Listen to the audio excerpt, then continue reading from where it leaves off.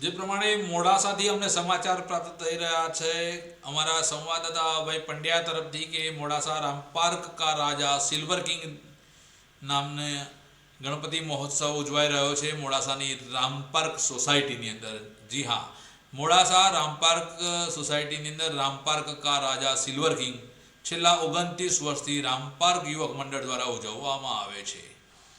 જે પ્રમાણે સમગ્ર દેશમાં ગણેશ ચતુર્થીને લઈને ધૂમધામથી ઉજવણી કરવામાં આવી રહી છે, તેવી જ રીતે રિદ્ધિ સિદ્ધિ સહિત ગણપતિ દાદાની ગણપતિ મહોત્સવની ઉજવણી મોડાસાના રામપાર્ક સોસાયટીમાં કરવામાં આવી રહી છે, જ્યાં ભજન મંડળી, સુંદરકાંડ, સામૂહિક પૂજન, ધાર્મિક કાર્યક્રમો જેવા અનેક કાર્યક્રમો રાખવામાં આવતા હોય છે।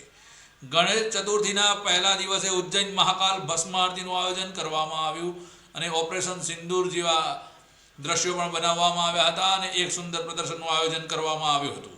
મોડાસાની રામપાર્ક સોસાયટીમાં મોડાસાના ડીડીઓ, મોડાસા નગરપાલિકાના પ્રમુખ નીરજભાઈ શેઠ અને ગરોડી મંદિરના મહંત અને ગાદીપતિ ચેતનભાઈ ભુવાજી પણ આ કાર્યક્રમની અંદર હાજર રહ્યા હતા અને તેમણે સમૂહ પૂજન પણ કર્યું હતું। તો મોડાસાના નગરજનોએ ઉત્સાહપૂર્વક ગણેશ ચતુર્થીના આ ઉત્સવની અંદર ભાગ લીધો હતો।